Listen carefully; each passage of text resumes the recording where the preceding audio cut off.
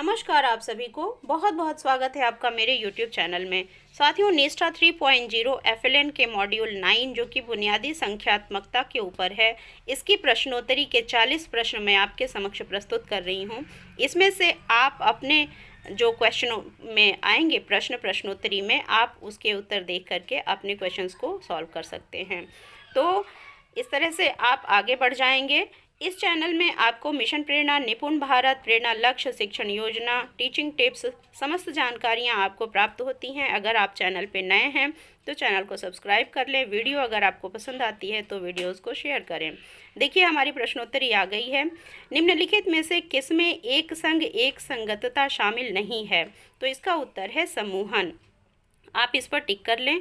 इसके बाद से कितनी बार 4 जोड़ने से 16 प्राप्त होगा? तो इसका उत्तर है कि 4 बार। 4 बार पे हम इसको क्लिक कर लेंगे, जो कि चौथा ऑप्शन है। अगला प्रश्न है, वस्तुओं के समूह के आकार को मापने और संप्रेषित करने के लिए निम्नलिखित में से किसका उपयोग किया जाता है?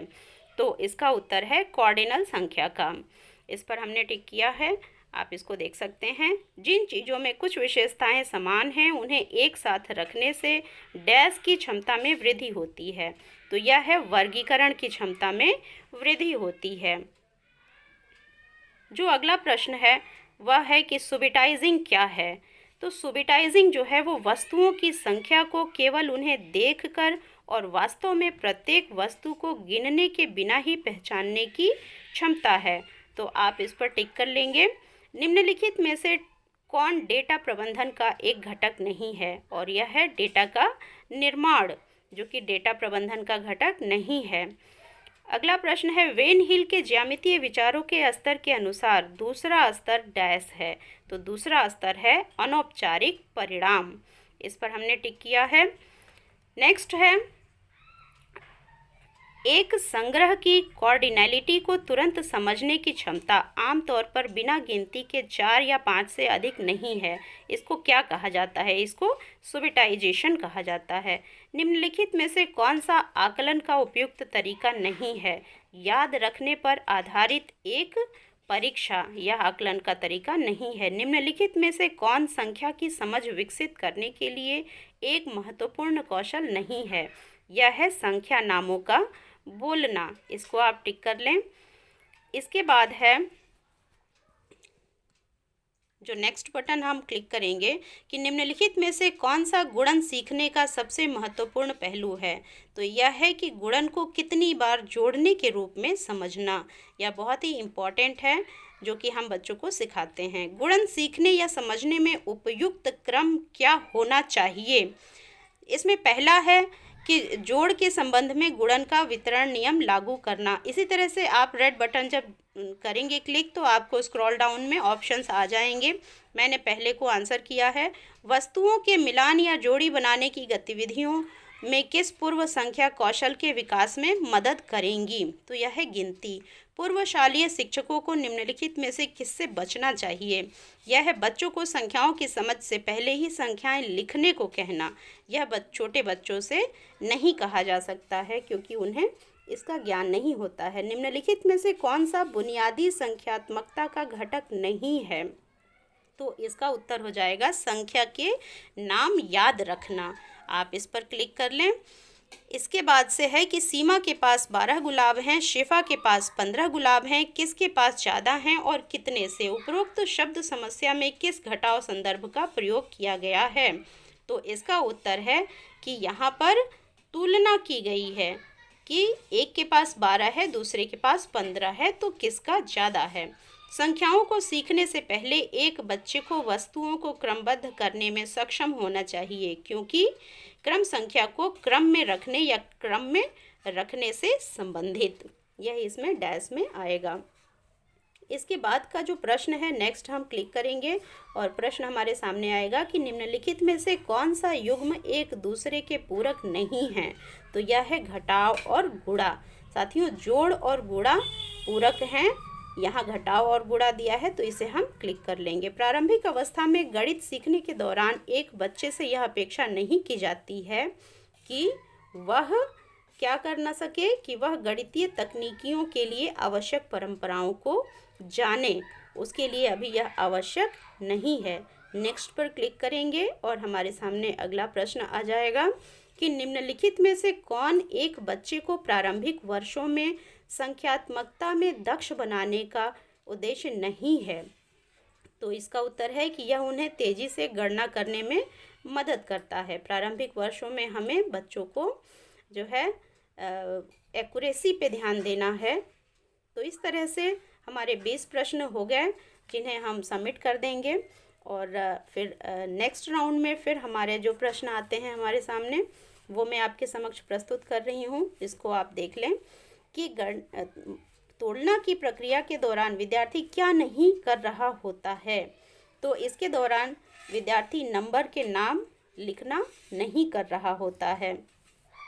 दूसरा जो प्रश्न इसके आगे आ रहा है हमारे सामने वह है कि निम्नलिखित में से कौन सा बुनियादी संख्यात्मकता का घटक नहीं है। तो यह है संख्या के नाम याद रखना। यह बुनियादी संख्यात्मकता का घटक नहीं है।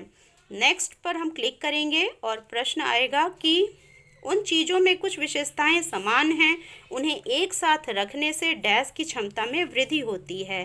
तो यह है वर्गीकरण की क्षमता में वृद्धि होती है। नेक्स्ट है प्रश्न हमारे सामने कि इस प्रक्रिया जिसके द्वारा व्यक्तियों के बीच गणितीय प्रतीकों, संकेतों, आरेखों, आलेखों के माध्यम से सूचनाओं का आदान प्रदान किया जाता है। तो इसको हम गणितीय भाषा के रूप में जानते हैं। आप इस पर टिक कर लेंगे। मापन शिक्षण के लिए निम्नलिखित में से कौन सा उपागम नहीं होना चाहिए। तो इसमें है कि शिक्षक द्वारा माप की मानक इकाइयों और उनके रूपांतरणों को सीधे पेश नहीं किया जाना चाहिए, वह बच्चे को नहीं समझ में आएगा। निम्नलिखित में से कौन सा पूर्व संख्या कौशल नहीं है। यह है अंक जानना। यह पूर्व संख्या कौशल नहीं है। निम्नलिखित में से कौन सा गुणन सीखने का सबसे महत्वपूर्ण पहलू है। तो इसका उत्तर है कि गुणन को कितनी बार जोड़ने के रूप में समझाया जाए, तो वह बच्चे को ज़्यादा स्पष्ट हो जाता है। नेक्स्ट है कि यहाँ पर ब्लर है, आप उसको क्वेश्चन को पहले भी देख चुके हैं, वही प्रश्न आपके सामने दोबारा आया है। तो इसका उत्तर भी आप क्लिक कर लेंगे, जो मैं पहले आपको बता चुकी हूँ। कई बार क्वेश्चंस रिपीट हो जाते हैं, तो आपको इसमें से केवल 20 क्वेश्चंस ही आपके समक्ष आएंगे, तो आप इसमें से देख लेंगे। समस्याओं को सीखने से पहले एक बच्चे को वस्तुओं को क्रमबद्ध करने में सक्षम होना चाहिए, क्योंकि जो है क्रम संख्याओं को क्रम में रखने या क्रम में रखने से संबंधित है। यह जो ऊपर जो वाक्य दिया है उसमें डैश में हमें ये भरना होगा। इसके बाद जो प्रश्न हमारे समक्ष आ रहा है वह है कि प्रारंभिक अवस्था में गणित सीखने के दौरान एक बच्चे से यह अपेक्षा नहीं की जाती है कि वह जो है गणितीय तकनीकियों के लिए आवश्यक परंपराओं को जाने। साथियों, आपके सहयोग के लिए मैंने इस क्वेश्चन जो दिए गए हैं उनको काफ़ी जो है जूम करके दिखाया है। संग्रह की कोऑर्डिनलिटी को तुरंत समझने की क्षमता आमतौर पर बिना गिनती के 4-5 से अधिक नहीं हो सकती है। इसका उत्तर आप लगा लेंगे। संग्रह की कोऑर्डिनलिटी को तुरंत समझने के लिए सुबिटाइजेशन जो है वो हमारे यहाँ डैश में भरा जाएगा, आप इसको क्लिक कर लेंगे। इसके बाद है कि वस्तुओं को वर्गीकृत करने के लिए क्या आवश्यक है। आवश्यक है कि वस्तुओं को उनकी विशेषताओं से पहचाना जाए। इसके बाद जो हमारा प्रश्न है वह है कि सीखने या समझने में उपयुक्त क्रम क्या होना चाहिए। आप राइट साइड में, मेरे राइट आपके लेफ़्ट में जो बटन है उसको क्लिक करेंगे तो आपको स्क्रॉल डाउन में ऑप्शंस आएंगे। मैंने ये थर्ड ऑप्शन क्लिक किया है, आपके में भी ये आएगा। निम्नलिखित में से कौन सा परिदृश्य जोड़ और घटाव से संबंधित शब्द समस्याओं में शामिल नहीं है। तो यह है कि समूहों की तुलना, यह जोड़ और घटाव से संबंधित शब्द समस्याओं के लिए नहीं है। एक संग एक संगतता की समझ के निर्माण के लिए बच्चों को डैश का अर्थ समझने की आवश्यकता नहीं है। इसको आप कर लेंगे कि संख्या निर्देश करने की प्रणाली डैश में भरा जाएगा, इसको हम टिक करेंगे। नेक्स्ट जो प्रश्न है वह है कि डैश संख्याओं का उपयोग किसी वस्तु की स्थिति का वर्णन करने के लिए किया जाता है जब उन्हें एक विशिष्ट क्रम में व्यवस्थित किया जाता है। तो इसके उत्तर में हम जो है क्रमवाचक को क्लिक करेंगे, क्योंकि हम क्रम में उन संख्याओं को या वस्तुओं को प्रदर्शित कर रहे हैं। निम्नलिखित में से कौन सा आकलन का उपयुक्त तरीका नहीं है? तो यह है याद रखने पर आधारित एक परीक्षा, यह आकलन का उपयुक्त तरीका नहीं है, तो इस पर हम क्लिक कर लेंगे। और बाकी जो आकलन के तरीके हैं वो तरीके वास्तविक हैं जिनका उपयोग किया जाता है कक्षा शिक्षण के दौरान। तो इसके बाद नेक्स्ट है कि वस्तुओं के मिलान या जोड़ी बनाने की गतिविधियां किस पूर्व संख्या कौशल के विकास में मदद करेंगी? तो इसका उत्तर हमारे सामने 4 दिया हुआ है: क्रमबद्धता, गिनती, प्रत्येक से अलग पत्राचार और वर्गीकरण। तो हमें इसमें गिनती पर टिक करना है। नेक्स्ट जो प्रश्न है वह है कि पाठशालाई शिक्षकों को, मतलब प्रारंभिक अवस्था वाले बच्चों को जो शिक्षक पढ़ाते हैं, उन्हें किससे बचना चाहिए?